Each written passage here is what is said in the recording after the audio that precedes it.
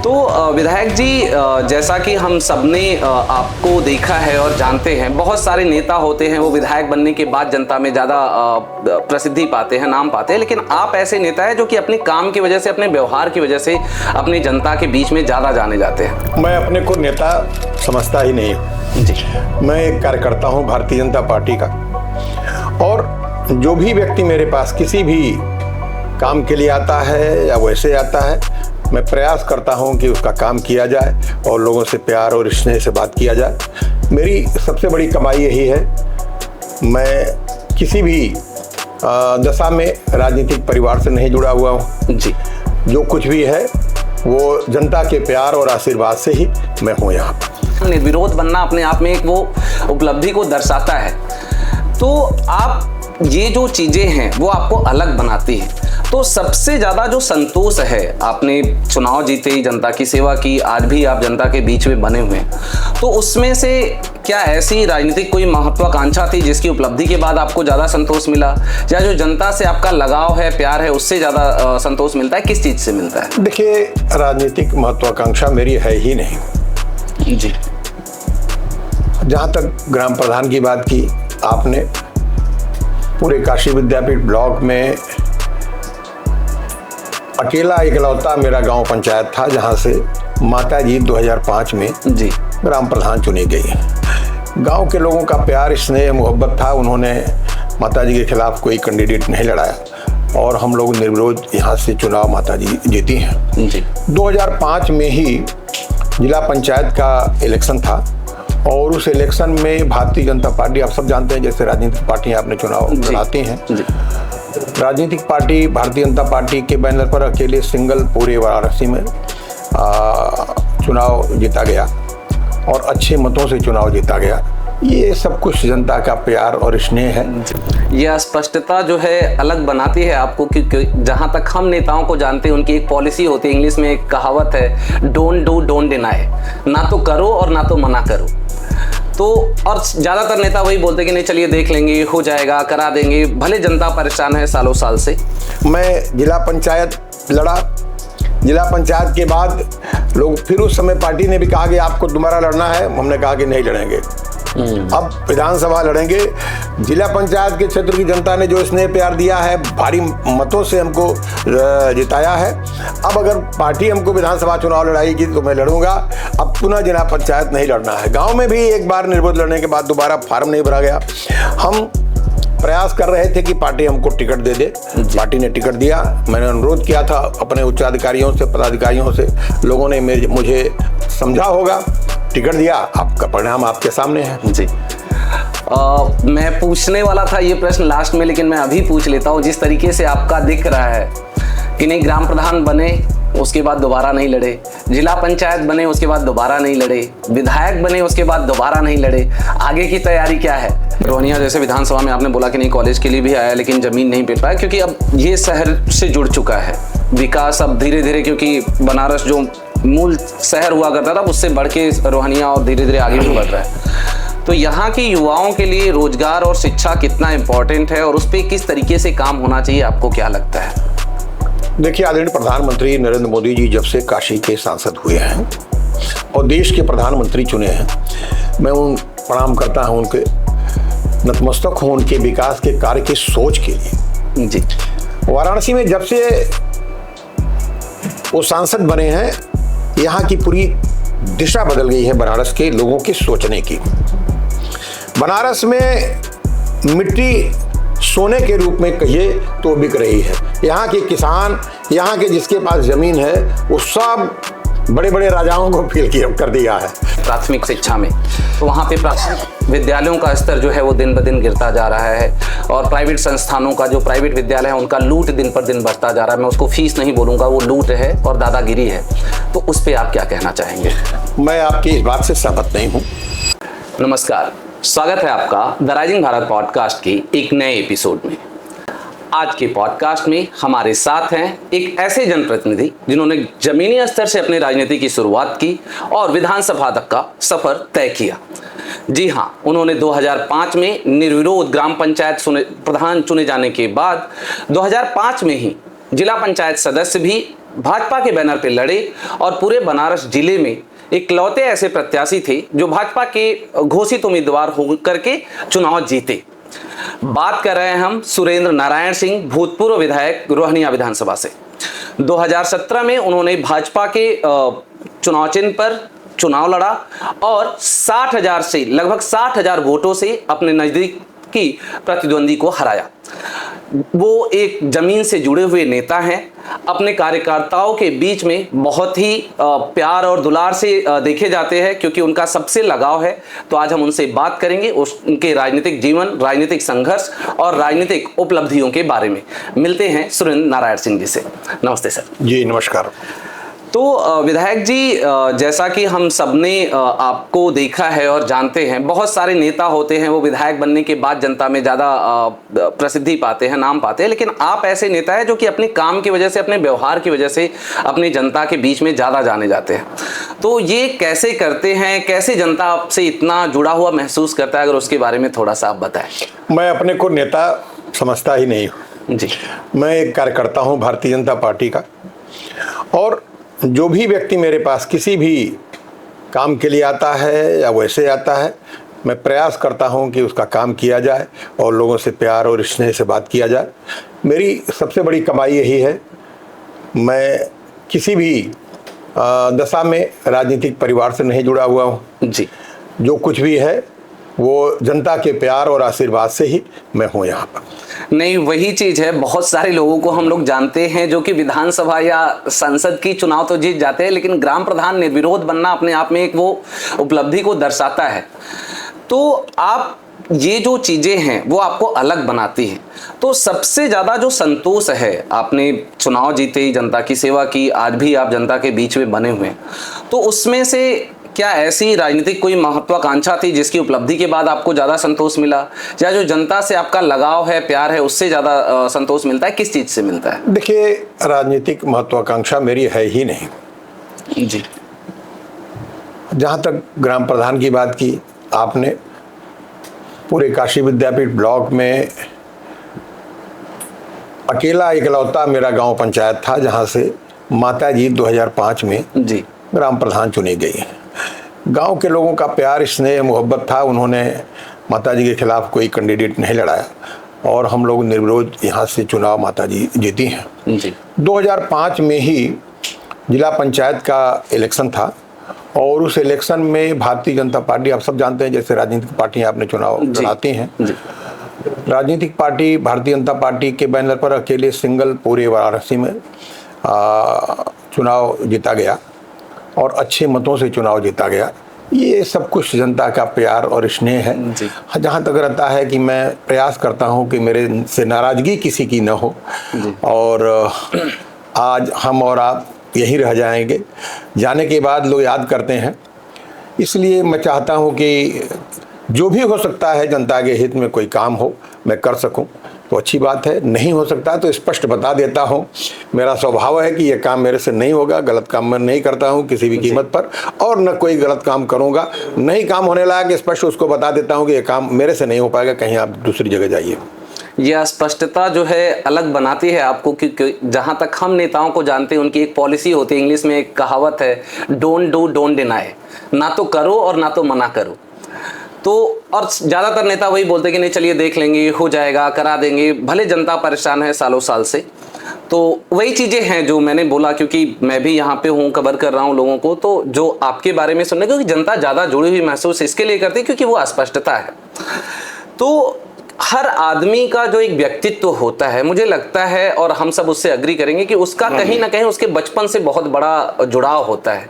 तो आपका जो बचपन था वो कैसा था, राजनीति की तरफ झुकाव कैसे हुआ, पालन पोषण कैसा था, आसपास का माहौल कैसा था, राजनीति में क्यों आना था, अगर इसके बारे में थोड़ा बताएं। देखिए, जैसा मैं पहले ही कहा चुकी, मेरा परिवार कोई राजनीतिक पृष्ठभूमि वाला परिवार नहीं था जी। मैं छात्र जीवन में कोई राजनीतिक विशेष महत्वाकांक्षा मेरी थी नहीं जी। काशी हिंदू विश्वविद्यालय में ग्रेजुएशन में जब मैं 72 में प्रवेश लिया जी, राजनीतिक थोड़ा बहुत जो छात्र जीवन की राजनीति होती है वहीं से अखिल भारतीय विद्यार्थी परिषद से मैं जुड़ा। अच्छा। और उससे जुड़ने के बाद उसमें काम करने का जो अवसर मिला, जी। मैं देखता हूँ आज भी और उस समय भी था कि विद्यार्थी परिषद एक सेवा की भावना को लेकर विद्यार्थियों में काम करती है, राजनीतिक क्षेत्र में नहीं। वो छात्र जीवन में क्या क्या समस्याएं हैं, किस चीज़ की आवश्यकता छात्रों को पड़ती है, वो काम हम लोग किया करते थे उस समय। और उसी समय से थोड़ा बहुत जागरूकता हुई। उसके बाद निकलने के बाद 81 में मैं एक संस्था हुआ करती है युवक मंगल दल, अच्छा, जो युवा कल्याण परिषद से उत्तर प्रदेश में चलता है। और युवा कल्याण उसमें मैं वाराणसी जनपद का निर्विरोध जिला अध्यक्ष हुआ। उस समय तीनों जनपद एक में हुआ करते थे, चंदौली और भदोही में और बनारस, ये तीनों जिला एक में था। और उस समय भी 22 ब्लॉक हुआ करते थे, एक ब्लॉक में 2 प्रतिनिधि होते हैं उसमें आज भी। और मैं उसी समय उसका निर्विरोध जिला अध्यक्ष चुना गया था जी।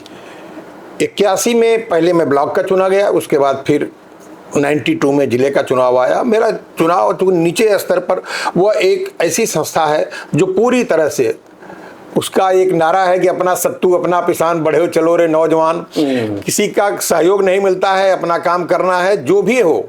हमें श्रमदान से सड़कें बनाना था, युवकों को जो भी खेल कूद इत्यादि जो भी आवश्यकताएं होती थी, जितना गवर्नमेंट उस समय सहायता देती थी उनको मुहैया करा जाता था। तो युवकों में जो काम करने का अवसर मिला, मैं बहुत नज़दीक से देखा कि गांव में क्या समस्याएं होती हैं। वो चूँकि पूरी तरह से गांव की समस्या होती है, गांव के लोग उसमें होते हैं 15 से 35 वर्ष के बीच में। तो एक काफ़ी लंबे समय तक मैं नौजवानों के बीच में था। उसके बाद फिर आ गया जिला पंचायत, और उसके बाद वगैरह वगैरह। फिर राजनीतिक क्षेत्र में पार्टी ने हमको समझा होगा कि इनका उम्मीदवार बनना ठीक रहेगा। उन्होंने उम्मीदवार बनाया, मैं चुनाव जीता। तो जब पहली बार आप चुनाव लड़े, एक तो ये था युवक मंगल दल वाला आपने बोला, और उसमें भी आप जीते। उसके बाद जब ये आया पंचायत इलेक्शन आया, प्रधान भी, क्योंकि आपके पहले के अच्छे कर्म थे, माताजी निर्विरोध चुनी गई। लेकिन जब ग्राम पंचायत इलेक्शन वाला जब चुनाव आया, वो आपके लिए एक तरीके से माइलस्टोन वाला चुनाव रहा होगा, जिसमें गांव-गांव जाना है, प्रचार करना है, बहुत सारी चीजें होती हैं। वो उसका अनुभव कैसा था? क्योंकि अगर देखा जाए तो आपके लिए पहला जो फाइटिंग इलेक्शन था वो वही था। तो उसका अनुभव कैसा रहा? क्या लगा कि यार गलत जगह फंस गए, ये तो बहुत ज्यादा घुमाव फिराव वाला है, कैसा था? देखिए, मैं आज भी अपनी गांव पंचायत के लोगों से बहुत प्रसन्न रहता हूं जी। और मेरा प्रयास रहता है कि जिस तरह से गांव ने मुझको मान सम्मान, इज्जत और प्यार दिया था, उसी तरह मैं गांव के लोगों से अपना जो भी हो सकता है करूं। जी। गांव का अनुभव और विधान परिषद का अनुभव, चूंकि गांव अपने आप में एक बॉडी होती है जी। जो आप निर्णय लेंगे गांव पंचायत के सदस्यों के माध्यम से, गांव पंचायत के माध्यम से, वो आप करेंगे। आप उसके पैसे पर दस्तखत करेंगे और वहां पर फंड रिलीज होगा। योजना आपको बनानी है, तो यहाँ योजना हमको बनानी, कौन सा काम, छोटा इलाका होता है, गांव में जाके काम करना होता है, तो काफ़ी कुछ काम किया गया। और आप जानते हैं कि गांव की जो पहले फंड बहुत कम हुआ करते थे, अब काफ़ी बढ़ गया है। तो फंड कम होने की वजह से जितना भी संभव था गाँव में किया गया। कोई ऐसी स्थिति नहीं थी कि हम गांव से निकल के सीधे राजनीति में पहुंच गए। तो गांव में काम करना था, पैसा मिलता था, काम किया जाता था, योजनाएं बनाई जाती थी, योजनाओं के अनुसार काम होता था। तो कोई इसके अलावा गांव में कोई ऐसी स्थिति परिस्थिति नहीं हम लोगों को बन पाई। लेकिन हाँ, गांव में काम किया, एक उसका अनुभव हुआ। जिला पंचायत में काम करने का एक अनुभव हुआ, क्षेत्र और थोड़ा बड़ा हो गया। उसके बाद विधानसभा बचा था, मैं जिला पंचायत लड़ा। जिला पंचायत के बाद लोग, फिर उस समय पार्टी ने भी कहा कि आपको दोबारा लड़ना है। हमने कहा कि नहीं लड़ेंगे, अब विधानसभा लड़ेंगे। जिला पंचायत के क्षेत्र की जनता ने जो स्नेह प्यार दिया है, भारी मतों से हमको जिताया है। अब अगर पार्टी हमको विधानसभा चुनाव लड़ाएगी तो मैं लड़ूंगा। अब पुनः जिला पंचायत नहीं लड़ना है। गांव में भी एक बार निर्विरोध लड़ने के बाद दोबारा फार्म नहीं भरा गया। हम प्रयास कर रहे थे कि पार्टी हमको टिकट दे दे, पार्टी ने टिकट दिया। मैंने अनुरोध किया था अपने उच्चाधिकारियों से, पदाधिकारियों से, लोगों ने मुझे समझा होगा, टिकट दिया। आपका परिणाम आपके सामने है। जी। मैं पूछने वाला था ये प्रश्न लास्ट में, लेकिन मैं अभी पूछ लेता हूँ। जिस तरीके से आपका दिख रहा है कि नहीं, ग्राम प्रधान बने, उसके बाद दोबारा नहीं लड़े, जिला पंचायत बने उसके बाद दोबारा नहीं लड़े, विधायक बने उसके बाद दोबारा नहीं लड़े, आगे की तैयारी क्या है? नहीं, विधायक बने, मैं लड़ा, राज्यसभा लोकसभा किधर जाना चाहते? विधानसभा में लड़ा, दोबारा नहीं लड़ा, ये मेरे तरफ से नहीं है। पार्टी ने निर्णय लिया कि नहीं दोबारा इस समय आपको रुकना है, हम रुक गए। पार्टी का निर्णय था। गठबंधन की पार्टियां में थोड़ी समस्या भी होती है, पार्टियों में दलों में तमाम तरह के इच्छाएं होती हैं, उसके अनुरूप पार्टी ने समझा होगा कि यहाँ से आपको ड्रॉप किया जाए, आप तो देखा जाएगा। पार्टी का निर्णय है, पार्टी का सिपाही हूँ, जो निर्णय लिया जाएगा। नहीं, हम सबके लिए नहीं, आप जो बात कर रहे हैं कि आगे क्या होगा, ये मेरा विषय नहीं है, ये तो पार्टी का विषय है। पार्टी जो करेगी, जो निर्णय सुनाएगी, उसके अनुसार काम किया जाएगा। जरूर जरूर। मेरा जो प्रश्न था बीच में वो मिस हुआ, मैं उसको चाहूंगा कि आप आंसर करें। जब जिला पंचायत का इलेक्शन लड़ रहे थे, जिला पंचायत वाले में जोर शोर से प्रचार प्रसार चलता है, तो उस टाइम पे वो आपके लिए एक बड़ा इलेक्शन था। तो उसमें जब आप गए, मैं ये एक युवा जो नेता हो रहे हैं, जो विचार कर रहे हैं कि उनको राजनीति में जाना चाहिए, उनके लिए एक लर्निंग लेना चाहता हूं कि उस समय आपका अनुभव कैसा था? आपको क्या लगा कि यार ये गलत जगह आ गया, सही जगह हूं लेकिन मेहनत ज्यादा लग रहा है, या अच्छा है, मजा आ रहा है? क्या अनुभव है आपका? देखिए, जिला पंचायत बड़ा क्षेत्र है जी। मेरा अपना मानना है कि उस क्षेत्र के हिसाब से फंड मिल नहीं पाता है जी। हर गांव में काम होते हैं। आप कहीं जा रहे हैं, रास्ते में आपको दिख जाता है कि यह काम होनी चाहिए, लेकिन आपके पास वो फंड नहीं है जिसकी वजह से उस काम को आप पूरा कर सकें जी। तो परिणाम ये होता है कि आपको लोगों से बताना पड़ेगा कि हम इसके लिए प्रयास कर रहे हैं, काम करेंगे जी। राजनीतिक क्षेत्र में जिला पंचायत राजनीति का एक तरह से ऐसी सीढ़ी है कि अगर उसमें आप सफल हो गए तो आगे आपको काम करने में बड़ा मजा आएगा। राजनीति में काम जिला पंचायत में दरअसल में सेवा भाव के रूप में काम करना चाहिए। वहाँ जो भी हो, चाहे जिस भी दल का व्यक्ति हो, जिस समाज का कार्यकर्ता हो, सबको ये चाहिए कि ईमानदारी और निष्ठा के साथ आप काम करिए। पार्टी आपको या समाज आपको, क्षेत्र आपको देखेगा आप क्या कर रहे हैं। काम आपका कहीं जाता नहीं है, काम बोलता है। आप समाज में जो भी काम करेंगे लोग आपको याद करते हैं जी। आज भी मैं देखता हूँ कि मेरे समय का जो भी काम है, कहीं जाता हूँ तो लोग कहते हैं कि भैया ये काम हो गया था, ये बिगड़ गया है। ये काम अगर आपने किया है तो परिणाम आपको अच्छा सार्थक मिलेगा। लोग याद रखते हैं जी। जब विधायक का हुआ कि नहीं, आपको टिकट मिलने की घोषणा हुई उस समय, और जो उस इलेक्शन का पूरा कैंपेनिंग था और जो रिजल्ट था, अगर उसके बारे में एक अनुभव बताएं आप। मैं बार बार इसके लिए आपको इलेक्शन वाइज लेकर के जाना चाहता हूं कि जो बाकी के लोग हैं, खास तौर से युवाओं में एक रहता है कि नहीं राजनीति में जाना है, मैं उसको थोड़ा सा क्लियर करना चाहता हूं लोगों के पॉइंट ऑफ व्यू से। देखिए, विधानसभा के टिकट की बात कर रहे हैं आप, मिलने की बात कर रहे हैं। मुझे लगता है कि मैं उन सौभाग्यशाली लोगों में हूँ जी कि मुझे टिकट के लिए बहुत परिश्रम नहीं करना पड़ा जी। पार्टी के लोग, पार्टी के पदाधिकारी, अनुरोध जरूर किया था मैं एक बार जाके सबसे जी। फिर उसके बाद मैं अपने काम में लग गया। और आपको आश्चर्य होगा कि जिस दिन टिकट का घोषणा हुआ, अगले दिन मेरे यहाँ तिलक होने वाला था। मैं अपना कुर्सी वुर्सी ठीक ठाक कर रहा था, लोग फोन देना शुरू कर दिए कि अरे आपका टिकट डिक्लेयर हो गया। हम हंसी लिए कि अभी कहाँ डिक्लेयर होने वाला है हमारा, लेकिन हो गया। पार्टी का निर्णय था, उसको स्वीकार किया गया। जनता खुश थी। टिकट घोषित होते ही तमाम, आप जानते हैं कि लोगों के उत्साह बढ़ जाते हैं जी। तो मेरा अपना व्यक्तिगत मानना है कि पार्टी जो काम दे उसको निष्ठा से करना चाहिए जी। और मैंने निष्ठा से काम किया है। लोगों से मैं मूल रूप से यही कहना चाहूँगा कि पार्टी में राजनीति करने के उद्देश्य से कोई न आवे जी। सेवा भाव, राजनीति में सेवा भाव को मन में लेकर काम करने के लिए जो आएगा वही सफल होगा। जब रिजल्ट आया, क्योंकि देखा जाए लगभग 60,000 वोटों से आप जीते थे, वो बहुत बड़ा मार्जिन होता है विधानसभा इलेक्शन में, तो क्या वो उम्मीद था कि इतने से जीतेंगे या थोड़ा सा चौंकाने वाला था, कैसा था?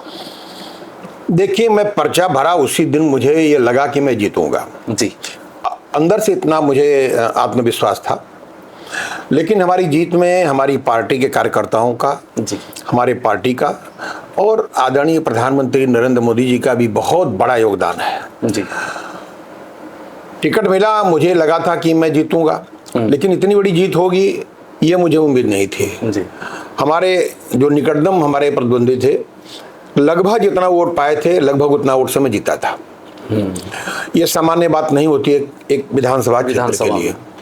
और 1,20,000 समथिंग वोट, 1,19,000 समथिंग वोट मिला था हमको। ये बहुत बड़ा एक विधानसभा के लिए, इस वाराणसी जनपद के लिए था।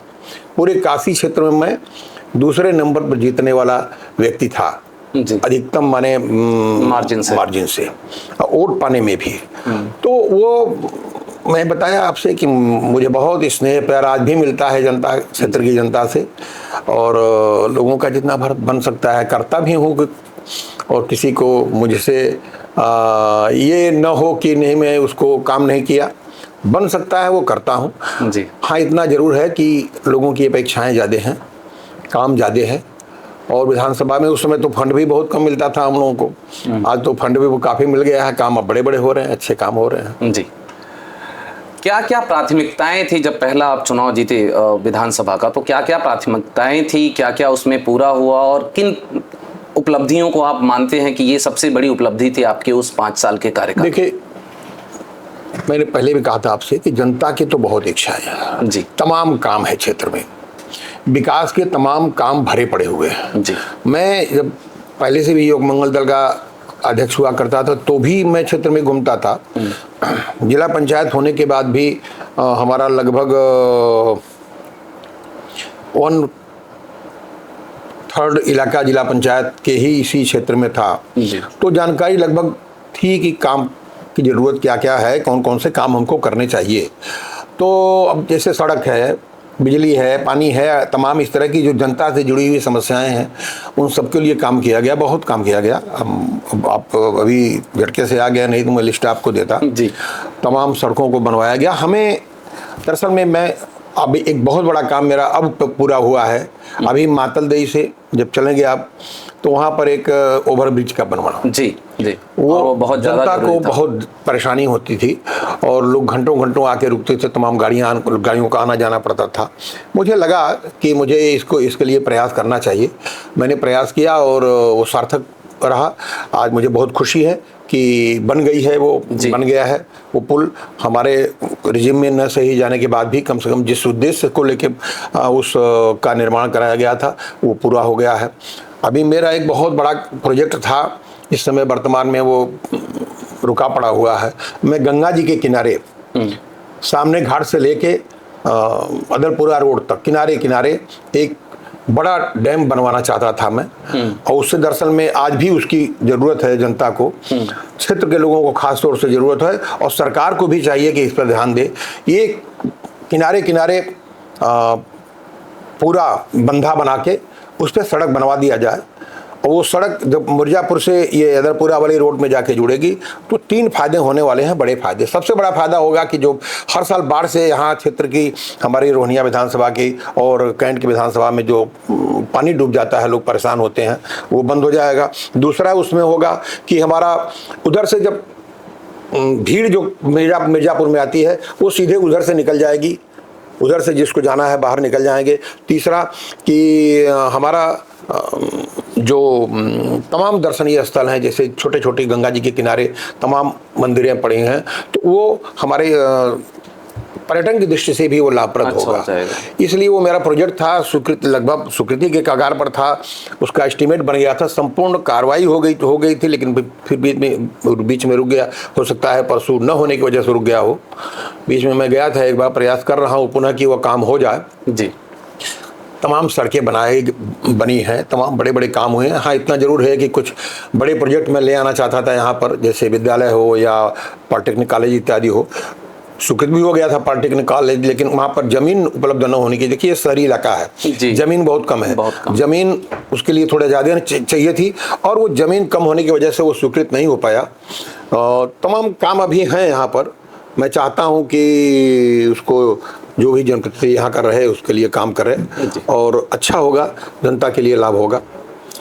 आप जनता की समस्याओं को काफ़ी बढ़ चढ़ करके उठाते हैं, और उसी का देन था जो हम लोग एक देख रहे थे, डेटा देख रहे थे, बात पहले भी डिस्कशन हो रहा था कि जो मुख्यमंत्री सहायता कोष से लोगों को मदद दिलाने का जो काम किया था आपने, क्योंकि वो बहुत ही ज़रूरी होता है अगर कोई मुश्किल घड़ी में है, ख़ास तौर से जब उसको स्वास्थ्य की समस्याएं हो और उस समय पे ऐसी अनुदान मिल जाए।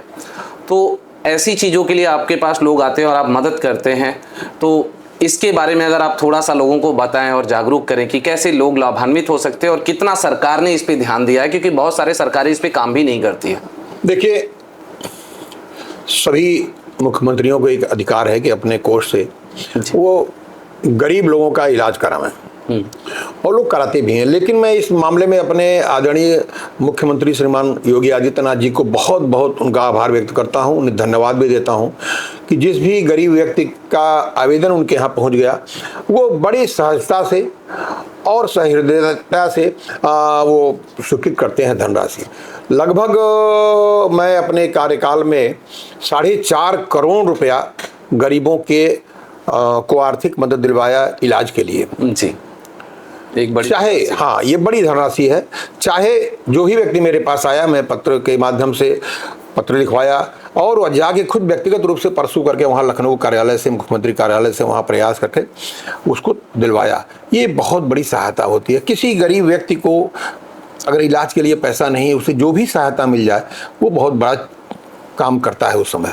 तो तमाम ऐसे लोग धन्यवाद भी देते हैं और उन्हीं की कृपा रही है, आज भी है। प्रभु की कृपा से मैं उनके काम के लिए लगता हूं।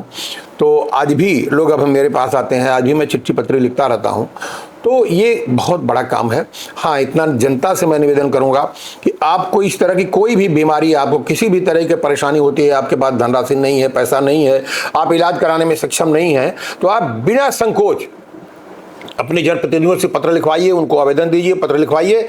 और आदरणीय मुख्यमंत्री और प्रधानमंत्री, ये दोनों, देखिए, आदरणीय नरेंद्र मोदी जी को भी धन्यवाद दूंगा कि बहुत बड़ी संख्या में वाराणसी के लोगों को अपने जो संसदीय क्षेत्र है उनका, वो तो वैसे भी दे सकते हैं, पूरे देश में कहीं देते रहते हैं, लेकिन अपने संसदीय क्षेत्र के लिए वो भी देते हैं। बहुत बड़ी मात्रा में धनराशि उनका करोड़ों करोड़ आता है हर साल गरीबों के इलाज के लिए। और आदरणीय मुख्यमंत्री भी देते हैं, अपने सभी विधायकों के क्षेत्र में जितने भी लोग लेते हैं, सब लोग देते हैं और सब लोग प्रयास करते हैं कि ज़्यादा से ज़्यादा लोगों का इलाज हो सके। क्योंकि हम लोग बात कर रहे हैं गरीबों का और इन सब चीज़ों पे बात हो रहा था आपसे, तो आपने बोला कि नहीं, सामूहिक विवाह वाला जो योजना है उससे भी जो मुख्यमंत्री का अनुदान मिलता है उससे लोगों को काफ़ी मदद मिलता है। क्योंकि जो गरीब लोग हैं, महंगाई थोड़ी बढ़ गई है, क्योंकि समय के साथ चीज़ें महंगी हुई है, तो वो भी खर्चा काफ़ी ज़्यादा हो जाता है। तो उसके बारे में अगर लोगों को बताएं, जो लोग हैं वो कैसे लाभान्वित हो रहे हैं, तो मुझे लगता है समाज का उससे ज़्यादा फायदा होगा। देखिए, सबसे पहले तो मैं समाज के सभी वर्गों से, सभी लोगों से निवेदन करूंगा कि शादी विवाह में फिजूल खर्ची बंद करें जी। और इस फिजूल खर्ची, दिखावे की खर्ची से लोग बहुत त्रस्त होते हैं। लोग गरीब हैं लेकिन दिखावे के लिए, समाज में अपना स्टेटस दिखाने के लिए लोग अनावश्यक रूप से खर्च करते हैं। इसको बंद करना चाहिए। मैं सरकार को बहुत धन्यवाद देता हूं कि बड़ी मात्रा में, बहुत बड़ी संख्या में सामूहिक विवाह का आयोजन करके सरकार उन्हें मदद करती है शादी विवाह में गरीब लोगों के लिए। गरीब लोग, पहले तो ये धनराशि बहुत कम हुआ करती थी, दी जाती थी, लेकिन इधर माननीय मुख्यमंत्री योगी आदित्यनाथ जी के कार्यकाल में इस समय 1 लाख रुपया कर दिया गया। 65,000 रुपया गरीब व्यक्ति को नगद दिया जाता है और 35,000 रुपया का लगभग सामान, उसको सामग्री दी जाती है जो गृहस्थ जीवन में एक व्यक्ति को आवश्यकता होती है। तो ये बड़ी धनराशि है। मैं अपील करता हूँ सभी लोगों से, जो भी ऐसे लोग हैं, जो ज़रूरतमंद लोग हैं, वो अपना शादी विवाह इस मुख्यमंत्री शादी विवाह योजना के अंतर्गत कराने की कृपा करें। वो जाके आवेदन दें, उसकी कोई बहुत बड़ी फॉर्मेलिटी नहीं है। उन्हें एक एप्लीकेशन देना है, उसके साथ उनको अपना आधार कार्ड, अपना फ़ोटो, लड़की और लड़के का उम्र का प्रमाण पत्र, बैंक का पासबुक देना पड़ता है जहां पैसा दिया जाता है। सब छोटी छोटी फॉर्मेलिटी है, पूरी करके वो जनता ले जाके उसको जमा करती है। अपने गांव पंचायत के माध्यम से, अपने ब्लॉक के माध्यम से जाता है, सरलता से उनको पैसा मिल जाता है। और निवेदन करूंगा कि फिजूल खर्ची को पुनः अपील करता हूं कि बंद करते हुए आदरणीय प्रधान मुख्यमंत्री के सहायता कोष से जो पैसा मिलता है शादी अनुदान के लिए, उसका लाभ उठावें। जी, एक थोड़ा सा इसमें ये भी चल रहा है क्योंकि सोशल मीडिया का ज़माना हो गया, राजनीति बदल रही है। उसमें भी आप देखते हैं बड़ी बड़ी शादियां होती हैं, लोग जाते हैं, फ़ोटो वाली राजनीति थोड़ी सी बढ़ी हुई है। तो क्या आपको लगता है कि राजनीति थोड़े से बदलाव की तरफ है? मैं नहीं बोलता कि फ़ोटो डालना या लोगों के सुख दुख में शरीक होना गलत है, लेकिन क्या राजनीति को यहीं तक सीमित करना आप उसको सही मानते हैं? कैसा बदलाव है ये राजनीति में? देखिए, मेरा अपना व्यक्तिगत मानना है जी कि शादी विवाह में किसी गरीब की कोई भी व्यक्ति अगर मदद करता है किसी भी रूप में, जी, तो बहुत धन्यवाद के पात्र है, वो बधाई के पात्र हैं। ईश्वर ऐसे लोगों को और समाज में ले आवे आगे कि वो किसी न किसी रूप में आके उनकी मदद करें। रह गया उसको दिखावेपन की बात, तो हमें लगता है कि इससे हमको दूर रहना चाहिए। हम किसी गरीब की अगर मदद कर रहे हैं तो उस मदद को हम सार्वजनिक करें। हमारे पूर्वजों ने ये कहा था कि अगर आप किसी को कुछ दे रहे हैं एक हाथ से तो दूसरा हाथ भी न जानने पावे। इस तरह का दान होना चाहिए। लेकिन आज का ट्रेंड चला है, ठीक है, जो भी है, कोई बुरा नहीं है, किसी की मदद कर रहा है, लोग 10 लोग जान रहे हैं। जैसे अभी मैंने एक देखा है बाबा बागेश्वर जी को, मैं उन्हें प्रणाम करता हूँ और उन्हें धन्यवाद भी देता हूँ कि उन्होंने इतना अच्छा निर्णय लिया। 500 से ज़्यादा लड़कियों की शादी उन्होंने अपने एक मंडप में कराया है। ये सामान्य बात नहीं है। उनको देखकर मुझे भी इच्छा हो रही है कि मैं भी ऐसा कुछ प्रयास करूं। और मैं आपके माध्यम से बताना चाहता हूं कि अगले वर्ष से मैं एक प्रोग्राम शुरू करने वाला हूं, जो भी हो सकता है कि किसी गरीब की अगर शादी मैं अपने सहयोग से, अपने साथी मित्रों के सहयोग से करा सकूं तो बहुत अच्छा मेरे को लग रहा है और ज़रूर ये प्रयास मैं करूँगा। हाँ, इतना ज़रूर मेरा कहना है कि दिखावे की बात और दिखावे का आडंबर नहीं होना चाहिए। ये जैसे भी हो, किसी की गरीब की अगर मदद करते हैं तो हम उसकी मदद के रूप में ये न करें कि हम समाज में बहुत दुनिया भर का प्रचार प्रसार इसलिए करें कि मैं उन्हें किया है।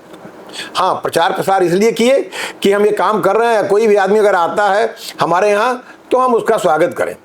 जी, जो राजनीति मैंने जो बोला कि सोशल मीडिया थोड़ा सा ट्रेंड पे है और जो युवा लोग राजनीति में आना चाहते हैं उनको लगता है कि नहीं, सोशल मीडिया पे अगर फैन फॉलोइंग हो गई है तो राजनीति की तरफ एक मजबूत कदम बढ़ा दिया है। क्या वह उपयुक्त है, या आप युवा नेताओं को कुछ अपने तरफ से एक मंत्र देना चाहेंगे कि नहीं, सेवा भाव के साथ साथ ये शो ऑफ जरूरी है? देखिए, इसमें दोनों बातें हैं। जी, अभी आप मुझसे बात कर रहे हैं, आपके जितने फॉलोअर होंगे जी, वो सभी हमारी और आपकी बात सुनेंगे। जी, जो हमें कहीं से नहीं जानता है वो भी आपके माध्यम से जानेगा। जी, ये सोशल मीडिया का ज़माना है जी, ये आवश्यक भी है। इस ट्रेंड में कोई बहुत, इस युग में कोई बहुत दिक्कत नहीं है जी। हाँ, इतना ज़रूर है, मेरी अपील अपनी है कि नौजवानों के में से मैं अनुरोध करता हूँ कि आप खूब सोशल मीडिया में काम करिए, लोगों को जागरूक करिए, लोगों को जनाइए, लेकिन नीचे स्तर पर भी समाज में भी कुछ काम करिए, समाज से जुड़े रहिए। हाँ, समाज से अगर आप कट के केवल सोशल मीडिया से और मोबाइल से और इससे चलेंगे तो बहुत दिन तक नहीं चल पाएंगे, उपयुक्त नहीं होगा। इसलिए उनको निचले स्तर पर जरूर समाज में जाके, गरीबों के यहाँ जाके काम करते रहने की ज़रूरत है, ताकि उन्हें जिसके लिए आप सोच रहे हैं, जिसको दिखा रहे हैं, उसका भी कुछ काम हो। जी,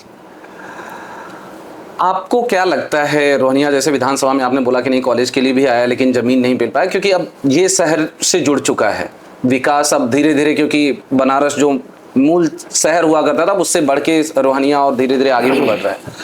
तो यहाँ के युवाओं के लिए रोजगार और शिक्षा कितना इम्पोर्टेंट है और उस पर किस तरीके से काम होना चाहिए, आपको क्या लगता है?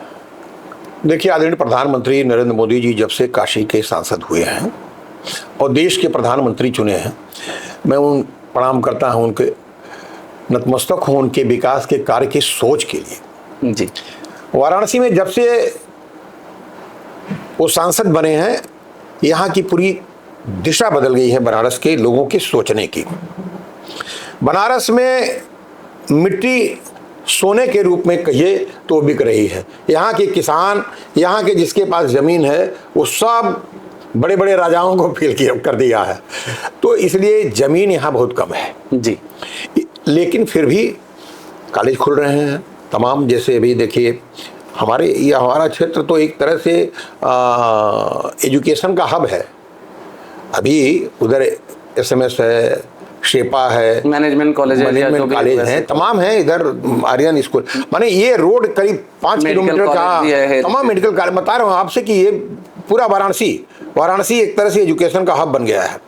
और आदरणीय प्रधानमंत्री जी ने जिस तरह से काम किया है यहाँ पर, अब देखिए कैंसर हॉस्पिटल, कैंसर के लिए लोग दिल्ली में जाते थे, बॉम्बे जाते थे, लखनऊ जाते थे, कहाँ कहाँ दौड़ते थे, अब वहाँ से लोग यहाँ पर आ रहे हैं। और यहाँ के लोग अगर भूल कर भी वहाँ चले गए तो वहाँ से लोग भेज दिए जा रहे हैं कि आप जाइए वहाँ पर। तो इतने बड़े बड़े काम हुए हैं यहाँ पर, इतना विकास हुआ है कि ज़मीन बहुत यहाँ की कीमती हो गई है। और आज की परिस्थिति में विद्यालय, एजुकेशन, ये सभी आवश्यक हैं। जो भी लोग हैं, मैं अनुरोध करूँगा, चाहे गरीब हो चाहे अमीर हो, अपने बच्चों के लिए, परिवार के जो छोटे लोग हैं, छोटे लड़के हैं, उनको पढ़ाई पर विशेष ध्यान दें। एजुकेशन अगर उनका सही होगा तो आगे जाके जिस क्षेत्र में जाएंगे वो विकास करेंगे। आपका कल्याण तो करेंगे ही, समाज और देश का भी कल्याण कर सकते हैं। इसलिए एजुकेशन पर विशेष लोगों को ध्यान देने की जरूरत है। लोग समाज में देख के, आप यहाँ बैठे हैं, इनके माध्यम से जितने भी लोग सुन रहे हैं, मैं उनसे निवेदन करूंगा कि आप समाज को देख के काम करिए। आज एजुकेशन का जमाना है, शिक्षा का जमाना है, आर्थिक युग चल रहा है। अगर आपका बच्चा, आपका परिवार अच्छा पढ़ा लिखा रहेगा, अच्छी कमाई करेगा, आप तो ठीक होंगे ही, समाज भी मजबूत होगा। नहीं, बहुत जरूरी बातें आपने बोली, क्योंकि अगर एक इंसान शिक्षित होता है, जो हम लोगों ने पढ़ा भी है, आप भी बोल रहे हैं, अगर एक भी शिक्षित हो जाता है इंसान, तो अपनी मौजूदा पीढ़ी और आने वाली कुछ पीढ़ियों को सशक्त बना देता है और वो समाज को भी कहीं ना कहीं से कंट्रीब्यूट करता है। आपका जो आंसर था वो एक तरीके से डिप्लोमेटिक आंसर था, क्योंकि पॉलिटिशियन उसी के लिए जाने जाते हैं, लेकिन जो जनता है वो खासतौर से जानना चाहती है कि नहीं, आप उनके बीच में कब आना चाहते हैं, कैसे आएंगे, क्योंकि वो ये तो जानते हैं कि नहीं, आप उनके बीच में हमेशा हो, चाहे आप विधायक हैं चाहे नहीं हैं, आप उनसे जुड़े हुए हैं और उनका काम हो रहा है, लेकिन वो अपने चुने हुए जनप्रतिनिधि के रूप में आपको देखना चाहते हैं। उनको आप क्या जवाब देना चाहेंगे? आप ये चाहते हैं कि मैं चुनाव लड़ूंगा कि नहीं लड़ूंगा? वो जरूरी है, क्योंकि जनता आपके समर्थक जानना चाहते हैं। देखिए, मैं आपसे पहले बता चुका कि भारतीय जनता पार्टी का प्रत्येक कार्यकर्ता हमेशा चुनाव लड़ता है। हम बैठते नहीं हैं कभी। पार्टी हमें हमेशा क्षेत्र में रखती है। हम डेली, प्रतिदिन सुबह से शाम तक जनता के काम के लिए, कार्यकर्ताओं के काम के लिए उपलब्ध रहा करते हैं। और जितना भी हो सकता है प्रयास किया जाता है हम लोग कि हम काम करें। आज भी मैं पहले जैसे विधायक था नहीं था, उसके पहले काम करता था, दौड़ता था क्षेत्र में। विधायक होने के बाद दौड़ थोड़ा बढ़ गया, और आज भी जिस तरह से विधायक था उसी तरह रोज मैं प्रतिदिन मैं क्षेत्र में निकला करता हूं, जनता के बीच में रहता हूं। पार्टी, मैंने आपसे बताया कि जो भी निर्णय लेगी, जैसा चाहेगी पार्टी वैसा किया जाएगा। चुनाव कहेगी कि आप चुनाव लड़िए, मैं चुनाव लड़ूंगा। चुनाव पार्टी कहेगी कि आप चुनाव नहीं लड़ना है तो नहीं लड़ूंगा। पार्टी जो निर्णय देगी सो काम करूंगा। ठीक है, हम लोग आंसर के क्लोज है, क्लियर आंसर नहीं मिला है। इंतजार करेंगे हम 2027 की घोषणा की, और उम्मीद यही है कि जनता आपको अपने प्रत्याशी के रूप में और चुने हुए जनप्रतिनिधि के रूप में देखे। आप बहुत सारी चीज़ों में एक्टिव हैं, ऑल्दो आप विधायक ही क्योंकि चुनाव नहीं लड़े, लेकिन आप बहुत सारी चीज़ों में हैं, जैसे प्रधानमंत्री जी के डमी कैंडिडेट के रूप में भी थे आप काशी क्षेत्र के जो स्नातक का एमएलसी का जो चुनाव है उसके संयोजक भी हैं। तो वो सब जिम्मेदारियों में आप भी अभी भी अस्त व्यस्त हैं, तो उन सब जिम्मेदारियों को आप किस तरीके से देखते हैं? देखिए, माननीय प्रधानमंत्री जी के चुनाव में जो दायित्व मुझे मिला था, मैं अपनों को बहुत सौभाग्यशाली समझता हूं। ये देश में सिंगल एक आदमी को मिलता है जी। प्रधानमंत्री अकेला होता है। मैं उनका चुनाव संयोजक नियुक्त किया गया था। मुझे अपने पर बहुत फक्र हुआ कि आदरणीय प्रधानमंत्री जी का, पार्टी का मेरे ऊपर इतना विश्वास है। मैं उनके संयोजक के रूप में काम किया था, उनका पोलिंग एजेंट भी मैं था, और एक डमी कैंडिडेट भी जी। बड़े नेता अपना लड़ाते हैं, कीट में भी पासबुक यदि कोई दिक्कत हुई तो डमी कैंडिडेट के रूप में अगर उनका एक कार्यकर्ता कोई रहता है जी, तो उसको चुनाव लड़ाया जाएगा। और मैं सौभाग्यशाली था कि मैं डमी कैंडिडेट के रूप में भी माननीय प्रधानमंत्री के डमी कैंडिडेट के रूप में मुझे पर्चा भरने का अवसर मिला था। जहाँ तक पार्टी के दायित्वों की बात कर रहे हैं, मैं शुरू से ही, जब से भारतीय जनता पार्टी में मैं आया उसी समय से मैं पार्टी के विभिन्न पदों पर काम करने के बाद, छोटे चाहे जनपद का जो कोई दायित्व हो या प्रदेश में, तमाम पदों पर मैंने काम किया हूँ, प्रकोष्ठों में, मोर्चों में। उसके बाद विधानसभा का दायित्व दिया गया और वर्तमान में मैं जो स्नातक एमएलसी स्नातक का चुनाव है उसका काशी क्षेत्र के इस चुनाव में मैं उसका संयोजक बनाया गया हूं। और आपको जान के खुशी होगी कि पूरे प्रदेश में सर्वाधिक मत अगर किसी क्षेत्र में बना है एमएलसी के, तो काशी क्षेत्र के उसमें बना है। तो मैं लगा हूं, जो भी दायित्व मिलता है काम करता हूं, पार्टी जहां भेजती है उस पर तो जाना ही पड़ता है। जी, अगर आप अगला चुनाव लड़ते हैं तो ऐसे कौन कौन से काम हैं, क्योंकि हम लोग जहां तक जानते हैं आपने काफ़ी काम किया है सामाजिक स्तर पे, चाहे वो अस्पताल बनवाने का हो, चाहे शिक्षा के क्षेत्र में हो, या सड़कों के बारे में जो आपने बात किया, क्योंकि वो भले हम सेवापुरी विधानसभा से आते हैं लेकिन जब भी अदलपुर दर्शन के लिए जाते थे तो हमारे लिए वो एक बड़ा समस्या होता था, वो रेलवे क्रॉसिंग को। तो ऐसे कौन कौन से कार्य हैं जिनको आप याद करेंगे और जिनके बदले में आप ये चाहेंगे कि नहीं, जनता आपको उन कार्यों के को याद करके आपको वोट दे? देखिए, एक छोटी बात है, बताना चाहूँगा। आप अदलपुरा जब जाते हैं रास्ते में तो वहीं पे एक पुलिस चौकी है, बढ़ेनी जी, उसी के बगल में एक बहुत बड़ा हॉस्पिटल बना है। उसमें आयुर्वेदिक, यूनानी और होम्योपैथिक, वो तीनों हॉस्पिटल, 50 बेड का अस्पताल, 1 रुपये मात्र में रजिस्ट्रेशन करा के वहाँ से दवा मिलता है। इस क्षेत्र के लोगों से मैं अपील करता हूँ कि आप ज़रूर जाइए, उसका सुविधा उठाइए। बहुत बड़ी संख्या में लोग जा रहे हैं। बहुत अच्छा अस्पताल बना है, मेरे कार्यकाल में उसका उद्घाटन हुआ था। आज बनकर वो पूर्ण रूप से तैयार है। इस तरह से तमाम कई बड़े बड़े काम हुए हैं। कितना काम गिनाया जाए आपको, छोटे मोटे तमाम रोज होते हैं, आज भी होते हैं, उसमें भी हुआ था। लेकिन इतना पुनः कहूँगा आपसे कि क्षेत्र की जनता की तमाम उम्मीदें रहती हैं अपने प्रतिनिधि से। सभी उम्मीदें प्रतिनिधि उनका 5 साल में पूर्ण नहीं कर सकता। और मैं व्यक्तिगत रूप से बताया आपसे कि एक विधानसभा में चूंकि नया प्रत्याशी के रूप मैंने कैंडिडेट के रूप में चुना गया था, तो मुझे बहुत कुछ सीखने का अवसर भी उसमें मिल रहा था जी। और आगे अगर अवसर मिलेगा तो ठीक, नहीं तो जनता के बीच में जैसे हूँ वैसे रहूँगा, काम करूँगा। रोजगार पे मुझे ऐसा लगता है कि अगर बनारस में देखा जाए या पूर्वांचल, मैं अपने फेसबुक पे काफ़ी लिखता रहता हूँ कि उत्तर प्रदेश में 2 खंड है, एक वेस्टर्न यूपी है जो पश्चिमी उत्तर प्रदेश है, चाहे वहाँ पे नोएडा आता है, गाजियाबाद आता है, मेरठ आता है, आगरा आता है, कानपुर आता है, लखनऊ आता है। वहाँ पे आप देखेंगे तो रोजगार है। यहाँ पे रोजगार की कमी है। मैं ये नहीं बोल रहा हूँ कि नहीं है, पहले से चीज़ें बेहतर हुई हैं। इंफ्रास्ट्रक्चर पे तो काफ़ी काम हुआ है और पूरा शहर बदला हुआ है, लेकिन रोजगार पे मुझे लगता है कि थोड़ा काम बाकी है। तो उस पर आपका अभी क्या ध्यान है, और अगर आगे आप चुने जाते हैं तो उस पर किस तरीके से आप काम करेंगे, किस तरीके से जो यहाँ के युवा हैं उनके रोजगार के बारे में अपनी बात को रखेंगे? देखिए, एक बात मैं बताऊँ आपसे, मेरा जो अपना मानना है कि परिस्थितियाँ बदलती हैं, उस तरह से लोगों को अपने विचार को बदलना चाहिए। जी।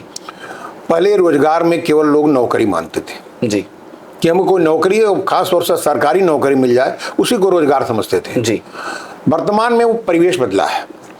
जो तमाम टेक्नोलॉजी आ गई है उससे आदमी की संख्या कम लगती है काम करने में। जी। काफ़ी बहुत बड़ी संख्या ऐसे प्लेस हैं जहां पर अगर 1000 आदमी काम करते थे वहाँ 500 हो गए, 300 हो गए, 200 हो गए, काम उनका चल रहा है। मैं अपील करूंगा अपने लोगों से, मित्रों से, जो भी युवा साथी हमारे नौजवान हैं जो पढ़ लिख रहे हैं, उनसे अपील करूंगा कि स्वयं अपना रोजगार बनावें। वो जी अपना कल कारखाना स्वयं को स्थापित करें और अपने रोजगार के अलावा दूसरे को भी रोजगार दें। मेरा निवेदन यही है। सरकार के भरोसे रह के सारा रोजगार पूर्ति नहीं हो सकती है। प्राइवेट में तमाम अच्छे अच्छे जॉब मिल रहे हैं। अच्छा अपने के अंदर वो कॉन्फिडेंस ले आवें, अच्छा प्राइवेट में जाएं और स्वयं अपना रोजगार बनावें, अपना उद्योग खोलें। और गवर्नमेंट इसके लिए बहुत सुविधाएं दे रही है जी। छोटा लोन, बड़ा लोन, तमाम बड़े पैमाने पर गवर्नमेंट मदद कर रही है और लोगों को आगे बढ़ के मदद देना चाहिए। लोग ले भी रहे हैं। सब्जी से लेके उद्योग चलाने तक के लिए लोन दिया जा रहा है और बड़ी मात्रा में लोग लोन लेके उसका लाभ उठा रहे हैं। मेरा अनुरोध है कि केवल सरकारी नौकरी को नौकरी न मानकर अपना खुद नौकरी देने वाला बनिए। मेरा अपील यही है जी। हम लोग द राइजिंग भारत के माध्यम से, या हमारा जो एक नया वेंचर है जॉब सारथी, उसमें यही लोगों को जागरूक कर रहे हैं कि नहीं, हमें प्राइवेट नौकरी की तरफ भी सोचना चाहिए और करना चाहिए। जो दूसरा मेरा था रोजगार वाला, रोजगार में मैं मानता हूं आपने जो बोला कि नहीं, बिजनेस अपना स्टार्ट करना, एक अपने आप को व्यवसाय में डालना और 2 लोगों को और रोजगार देना, वो अच्छी बात है। लेकिन अगर दूसरे शहरों में देखेंगे, चाहे आप मैं पुणे में था, मैं पुणे की बात कर लेता हूं, कुछ दिन पहले मैं हैदराबाद में था, वहां पे स्पेशल इकोनॉमिक जोन करके बनाया जाता है। पूर्वांचल में ऐसे इकोनॉमिक जोन शायद से नहीं है जहां पे कि एक चिन्ह, जैसे अभी यहाँ पे ट्रांसपोर्ट नगर बनाया गया या और कुछ उद्योग लगाए गए हैं, लेकिन ऐसे आईटी या प्राइवेट सेक्टर के लिए एक स्पेशल जो जोन है कि एक जगह है या एक एरिया को चिन्हित करके वहां पे उस तरीके के ऑफिसों को स्थापित किया जाए और लोग फिर उनको ये समझ में आए कि नहीं यहाँ पे 4 ऑफिस खुले हैं, मैं 5वां जाकर के कर दूं। वो चीज की बनारस में और पूर्वांचल में कमी है। मुझे लगता है कि आप जैसे जनप्रतिनिधि अगर चुने जाते हैं और इन सब बातों को रखते हैं तो जरूर बनारस में भी और पूर्वांचल में भी ऐसी चीजें होंगी। देखिए, अभी मैं आपसे पहले भी कहा कि काशी एक ऐसा क्षेत्र है वर्तमान में जमीन की बहुत कीमत हो गई है जी। अभी एक ट्रांसपोर्ट नगर खुला है और आप देख रहे हैं कि किस तरह से गवर्नमेंट के सामने वहाँ के लोगों ने समस्या उत्पन्न किया था। जी। हम ये नहीं कहते हैं कि उनकी मांग गलत थी, हम ये नहीं कहते हैं कि जो कह रहे थे वो गलत है, लेकिन एक समस्या ऐसी थी कि जिस काम की नितांत आवश्यकता थी उस काम को करने में पब्लिक के माध्यम से, चाहे पब्लिक के इंटरेस्ट की बात रही हो, चाहे जो भी रही हो, जैसे भी है, उसके लिए उन्हें समस्या गवर्नमेंट को झेलनी पड़ी। उसी तरह अभी आप देख रहे हैं और विकास के लिए जो जमीन लिया जा रहा है आगे, वहाँ भी तमाम तरह के उपद्रव हो रहे हैं। उपद्रव का मतलब मेरा गवर्नमेंट लोग ये चाहते हैं कि हम अपनी ज़मीन न दें, तो ज़मीन यहाँ पर बड़ी कीमती हो गई है, ज़मीन लोग छोड़ना नहीं चाहते हैं। उधर जिधर बात कर रहे हैं आप, अभी भी ज़मीन काफ़ी सस्ती है। उद्योग, मेरा देखिए व्यक्तिगत ये मानना है कि ज़मीन गवर्नमेंट को लेके यहाँ पर भी, जैसे एक यहाँ पर इंडस्ट्रियल स्टेट है, वो पूरी तरह शहर में हो गया है जी, उसको बाहर ले जाने की जरूरत है और वहाँ पर कोई क्षेत्र एक चॉइस करे गवर्नमेंट, वहाँ की ज़मीन को लेकर औद्योगिक नगरी वहाँ पर स्थापित करनी चाहिए बड़े पैमाने पर, ताकि लोगों को वहाँ रोजगार मिले। लेकिन हम समझते हैं कि बनारस में दिक्कत है, ज़मीन की जो कीमत है उस कीमत को पाने के लिए लोग मेहनत करते हैं, परिश्रम करते हैं, प्राप्त कर जाते हैं, ज़मीन की कीमत भी पा लेते हैं, लेकिन ज़मीन से जो लगाव होता है, इस माटी से जो लगाव है, अपनी ज़मीन लोग छोड़ना नहीं चाह रहे हैं। लेकिन ज़मीन जब से मिलेगा नहीं गवर्नमेंट को, तब से विकास का काम होने संभव नहीं, आप सब जानते हैं। लेकिन आवश्यकता तो जरूर है पूर्वांचल में बड़े उद्योग लगाने की जी। अगर बड़े उद्योग, जैसे वाराणसी में एक बहुत पहले डीजल रेल कारखाना बन गया था, बहुत माने लाखों लोग इससे जुड़े हुए हैं, रोजगार से काम करते हैं, ये रोजगार पा रहे हैं। उसी तरह बड़े रोजगार के विषय में सोचना चाहिए सरकार को, और कोई उद्योग बड़ा यहाँ स्थापित करने की आवश्यकता है पूर्वांचल में, चाहे जहाँ हुई हो, बनारस में, मिर्जापुर में बन जाए, मिर्जापुर में जमीन सस्ती है वहाँ बन जाए। जरूर सरकार इस पर कुछ विचार कर रही होगी। हमें उम्मीद है कि आने वाले समय में बड़ा प्रोजेक्ट यहाँ पर इस काशी क्षेत्र के अगल बगल बनाने चाहिए, ताकि लोगों को रोजगार मिल सके। जी, मुझे ये भी लगता है, क्योंकि ठीक है सरकार तो एक जगह चिन्हित करे और वहाँ पे बनाए, सब लोगों यहाँ पे आकर के प्रोडक्ट अपना बेचते हैं, चाहे वो, मैं नाम लेने को क्योंकि आसानी से नाम आ जाता है, मैं अदानी अंबानी का ले लूं, लेकिन विप्रो भी बेचता है, आईटीसी भी बेचता है, सब लोग बेचते हैं।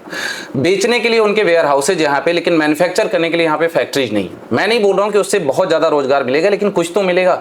और खास तौर से जो आपने बोला कि मिर्जापुर में ज़मीनें सस्ती पड़ी हुई हैं, प्रयागराज में मिलेंगी, जौनपुर में मिलेंगी, चंदौली में मिलेंगी, मत करो बनारस में। लेकिन पूर्वांचल के लोगों को जो नोएडा जा रहा है, मेरठ जा रहा है, गाजियाबाद, दिल्ली, बेंगलोर, गुजरात जा रहे हैं, एटलीस्ट उनको अपने बगल के जिले में तो रोजगार मिलेगा। बिल्कुल मिल सकता है, इसके विषय में गवर्नमेंट को सोचना चाहिए। और जमीन सोनभद्र और मिर्जापुर 2 इलाके हैं, चंदौली हैं, इस तमाम जगहों पर अभी भी संभावनाएं हैं, वहाँ पर मिलना चाहिए, प्रयास करना चाहिए गवर्नमेंट को। और बड़े उद्योग तो स्थापित करने से ही इस क्षेत्र के युवाओं को रोजगार मिलेगा, और मिलना भी आवश्यक है जी। और दूसरा जो मेरा है कि अगर आप देखें बीएचयू जैसा शिक्षण संस्थान, लगभग 100 साल हो गए उसकी स्थापना को, दूसरा बीएचयू जैसा शिक्षण संस्थान बनारस में नहीं तो क्या बनारस के पड़ोसी जिलों में बनने की जरूरत है? नहीं है? जनप्रतिनिधि लोग क्यों आवाज नहीं उठा रहे हैं?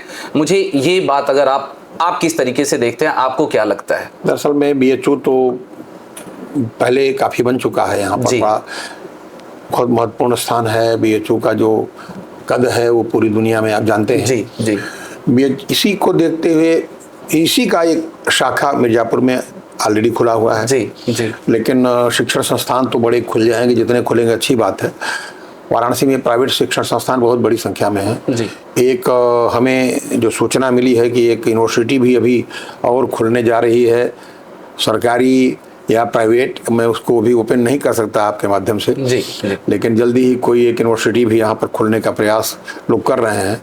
अभी इतना जरूर है कि आवश्यकता जरूर इस बात की है, जिस तरह से आबादी बढ़ रही है, जिस तरह से नौजवान बढ़ रहे हैं, एजुकेशन के लिए आवश्यक है कि शिक्षण संस्थाएं हों, अच्छे शिक्षण संस्थान हो, तभी नौजवानों का कल्याण हो सकेगा।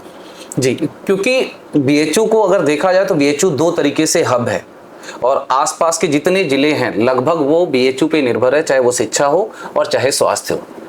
तो जो बातचीत होता है या जो हम लोग जैसे बात करते हैं, जब युवा लोग बात करते हैं तो उसमें यही होता है कि बीएचयू जैसा नहीं, जैसे वहाँ पे हुआ कि एक दक्षिण कैंपस बना, मिर्जापुर में बना, वैसा चंदौली में भी बनाया जा सकता था, जौनपुर में भी बनाया जा सकता था और साथ में वैसे स्वास्थ्य केंद्र भी बनाया जाए बीएचयू जैसे, क्योंकि पूरा जो लोड है अगर देखा जाए इधर का, वो बिहार से लेकर के जो पश्चिमी बिहार है और इधर पूर्वांचल के जिले, वो पूरा का पूरा बीएचयू में रहता है। तो मुझे लगता है कि आज के डेट में बीएचयू में बनारस के लोगों से ज़्यादा बाहरी जिले और बाहरी प्रदेश के लोग ज़्यादा रहते हैं। तो मुझे लगता है अगर थोड़ा सा उसको बढ़ाया जाएगा तो बेहतर होगा। देखिए, आप बहुत अच्छा प्रश्न किया आपने।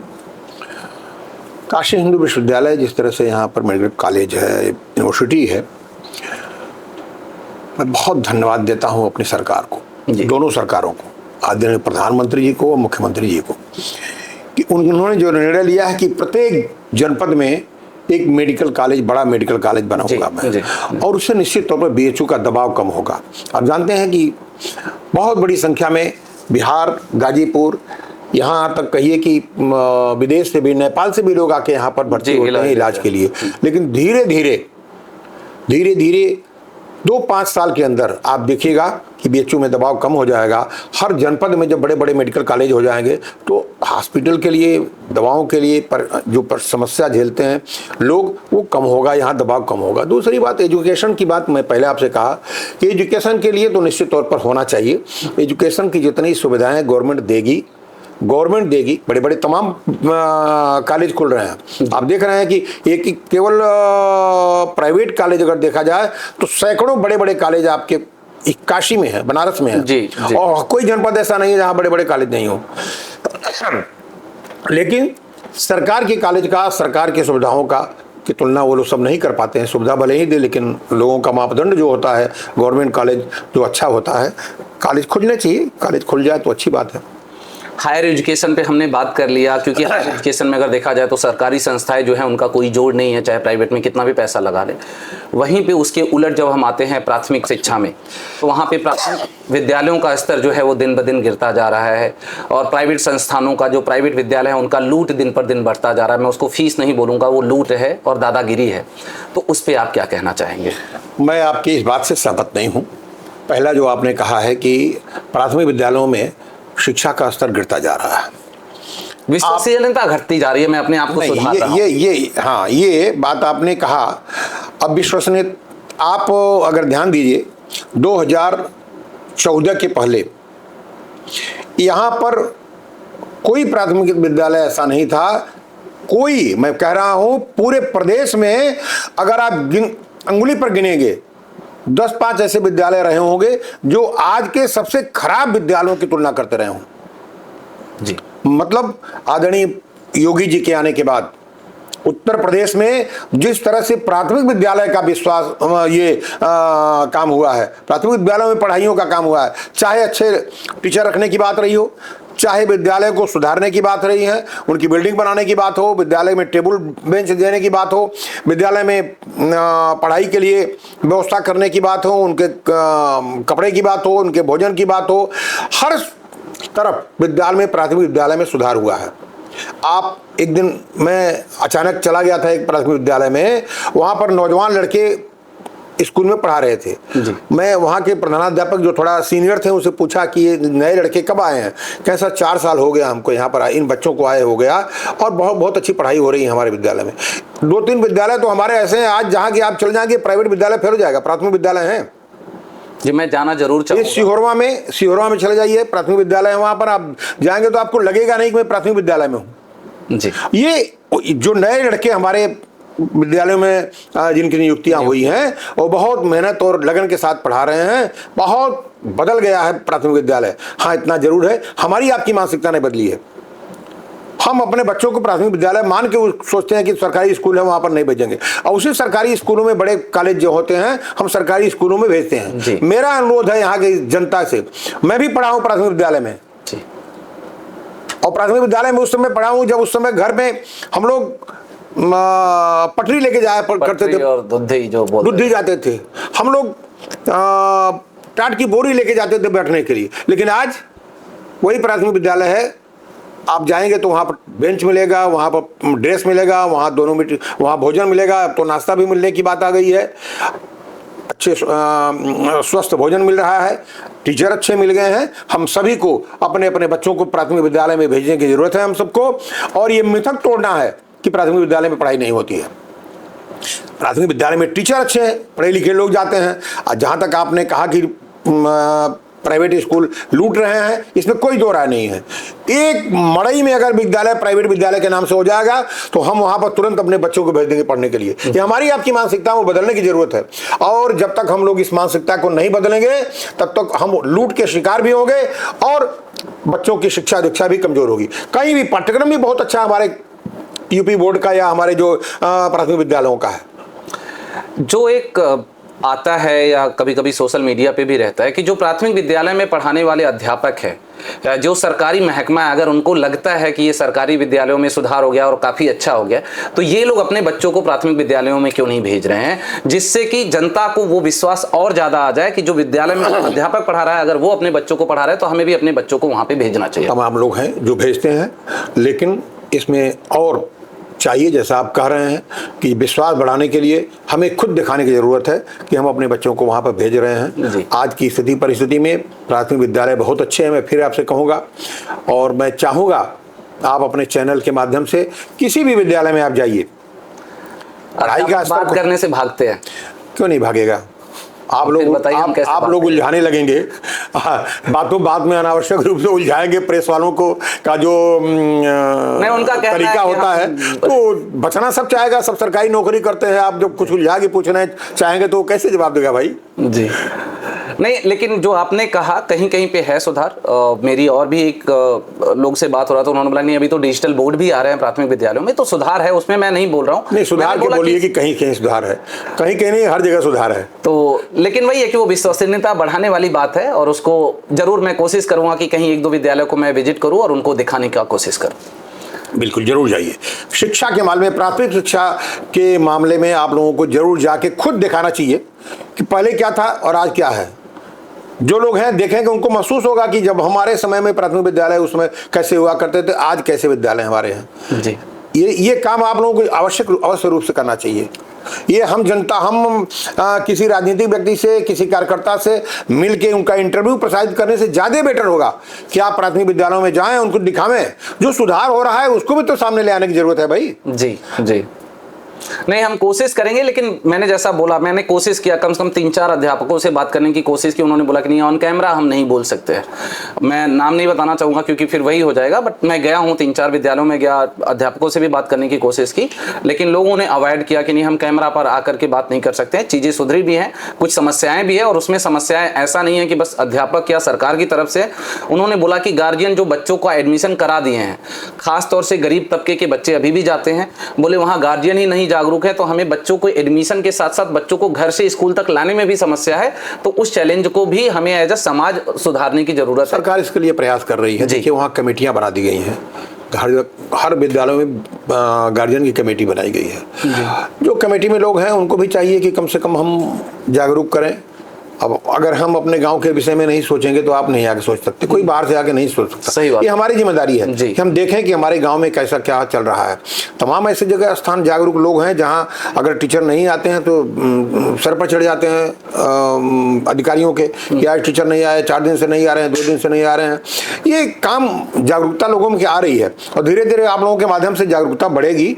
इस बात को हम आपसे व्यक्तिगत निवेदन करते हैं कि आप जरूर प्राथमिक विद्यालयों में तो जरूर जाइए, क्योंकि प्राथमिक विद्यालय हमारी सीढ़ी ऐसी है, वो प्रथम सीढ़ी हमारी है।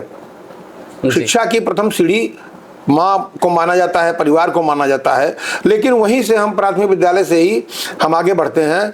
और आप जानकर आश्चर्य होंगे कि प्राथमिक विद्यालय में पढ़ाई हुई चीजें वो हमेशा जिंदगी भर याद रहती हैं। हमें आज भी प्राथमिक विद्यालय के अपने 5 टीचर पढ़ाते थे, हमको 5 टीचरों के नाम हमें याद हैं। मैं ग्रेजुएशन किया, लॉ किया, पोस्ट ग्रेजुएशन किया, एक भी टीचर के हमको नाम पूछिएगा तो हमको जल्दी याद नहीं आएगा, लेकिन हमारे प्राथमिक विद्यालय के टीचरों को हमको नाम याद है। इसलिए प्राथमिक विद्यालय की पढ़ाई जो अच्छी अगर होती है तो जीवन भर के लिए काम देती है। वो इतनी मजबूत सीढ़ी है कि वो सीढ़ी पर मजबूती से अगर आदमी कदम रख के उस पर खड़ा कायदे से हो गया तो आगे चढ़ने में उससे दूसरी सीढ़ी पर कोई दिक्कत नहीं होती है। तो आप इसको जरूर जाकर, सब निवेदन मैं बार बार कर रहा हूँ, आप इसको जरूर जाइए। प्राथमिक विद्यालयों में जो सुधार हुआ है उस सुधार को दिखाइए। जनता को जानने की जरूरत है कि हम पहले से कितना सुधरे हैं। जी जी। और अभी कहीं भी कमी है तो किसके में कमी है? पब्लिक में कमी है। माने पब्लिक का मतलब मेरे जो हमारे अभिभावक हैं, जो बच्चे को वहां दे रहे हैं, या ऐसे पब्लिक जो वहां पर अपने लोग, अपने बच्चों को लोग नहीं भेजते हैं। हम क्यों चॉइस करते हैं भाई? एक छोटी से मड़ई में जाके हम पढ़वा लेंगे अपने बच्चों को, कहेंगे कि हम प्राइवेट स्कूल में पढ़ा रहे हैं, अंग्रेजी स्कूल में पढ़ा रहे हैं, और वही प्राथमिक विद्यालय में पढ़ा हुआ लड़का अगर कहीं जाता है। अब क्योंकि हम अपने पॉडकास्ट के अंतिम पड़ाव की तरफ बढ़ रहे हैं, रोहनिया की जनता आज भी आपको एक अपने लोकप्रिय नेता के रूप में मानती है और कहीं ना कहीं वो अपने जनप्रतिनिधि के रूप में देखना चाहती है। तो क्या हम ये एक्सपेक्ट करें कि 2027 में आपको अगर मौका मिलता है तो दोबारा से आप जनता के बीच में आना चाहेंगे? उसके बारे में आपका क्या विचार है? देखिए, रोहनिया की जनता, मैं अनुरोध करूंगा कि मुझे नेता नहीं अपना सेवक समझें। हमारे देश का प्रधानमंत्री जो हमारा सांसद है, हम सौभाग्यशाली हैं कि अपने प्रधानमंत्री के क्षेत्र के विधायक हुआ करते थे। यहाँ के वो सांसद है, वो देश के प्रधान सेवक, सबसे बड़े सेवक अपने को कहते हैं। तो हम लोग भी सेवक हैं, हम कोई नेता नहीं है। रह गए चुनाव लड़ने की बात, चुनाव जनता इच्छा रखती है जी, कार्यकर्ता चाहता है, लेकिन निर्णय न हमारे मन में रहता, हमारे पास है और न जनता के पास है। हम अपने एक पार्टी के सिपाही हैं जी। पार्टी जो निर्णय लेगी, पार्टी के निर्णय के हिसाब से, मैं पिछली बार भी था, आज भी हूँ, जैसा जो निर्णय होगा देखा जाएगा। नहीं, सही है, आपने काफ़ी खुलकर के बातचीत की, समाज के लिए काफ़ी अच्छे काम किए हुए हैं, उस पर भी आपने बताया। हम सबकी यही शुभकामनाएं हैं, मनसा है कि हम आपको दोबारा से अपने जननेता के रूप में देखें और समाज में और भी विकास कार्य आप कर सकें। इन्हीं शब्दों के साथ आपको नमस्कार, धन्यवाद। आपके माध्यम से सभी को नमस्कार, प्रणाम, जय हिंद, जय भारत।